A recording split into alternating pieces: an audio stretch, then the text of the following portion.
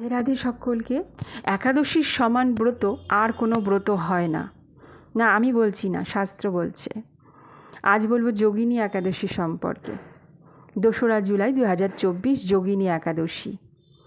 এই যোগিনী একাদশী যদি কেউ সুষ্ঠুভাবে সঠিক নিয়মে পালন করে থাকেন, তবে তার 88,000 ব্রাহ্মণ ভোজনের যে পুণ্য ফল তা তিনি লাভ করে থাকেন। না, আমি বলছি না, শাস্ত্র বলছে। এই যোগিনী একাদশী যদি কেউ সুষ্ঠুভাবে পালন করেন, তবে তার বহু জন্মার্জিত পাপ রাশি ধুয়ে যায়। আমরা এক জন্মের পাপ নিয়ে কিন্তু জন্মগ্রহণ করি না, বা পুণ্য নিয়ে জন্মগ্রহণ করি না। বহু জন্মার্জিত পাপ এবং পুণ্য নিয়ে আমরা জন্মগ্রহণ করি। এই যোগিনী একাদশী পালনের ফলে সেই পাপ রাশি ধুয়ে যায়। এই যোগিনী একাদশী পালনের ফলে জীবনের সমস্ত রোগ শোক থেকে দূরে থাকা যায়।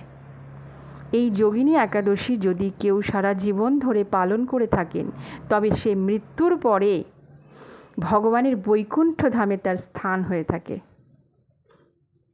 এতটাই মহত্বপূর্ণ এই যোগিনী একাদশী। কিন্তু হ্যাঁ, অবশ্যই মন গড়া নয়, সঠিক নিয়মে একাদশী পালন করতে হবে। অন্ন একেবারেই নয়।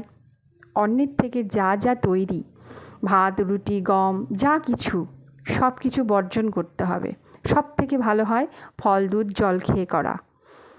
তো সুষ্ঠুভাবে এই একাদশী পালন করতে হবে সঠিক নিয়মে। আর একাদশী করা মানেই যে শুধু না খেয়ে থাকলাম, তা কিন্তু একেবারেই নয়। একেবারেই নয়। না খেয়ে অনেকেই থাকে, কিন্তু না, সঠিক নিয়ম বলতে শুধুমাত্র অন্ন খেলাম না সেটাই কিন্তু নয়। অনেক কিছু আছে। তার মধ্যে সংক্ষেপে বলি, একাদশী মানে হচ্ছে ভগবানের সান্নিধ্যে থাকা, ভগবানের নিকটে থাকা, ভগবানের কথা চিন্তা করা, ভগবানের কথা কীর্তন করা, ভগবানের কথা শ্রবণ করা। এসবের সঙ্গে যুক্ত থাকতে হবে অবশ্যই, নইলে একাদশীর কোনো ফল হবে না। কারণ আমাদের সারা দিনে অনেকেই না খেয়ে থাকে। বাইরে গেলে দেখা যায় যে অনেকেই হয়তো না খেয়ে আছে।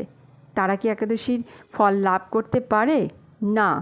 একাদশী মানে হচ্ছে সম্পূর্ণভাবে সুষ্ঠুভাবে সঠিক নিয়মে একাদশী পালন করা। অবশ্যই সবথেকে গুরুত্বপূর্ণ ভগবানের সান্নিধ্যে, ভগবানের সংস্পর্শে থাকা। রাধে রাধে।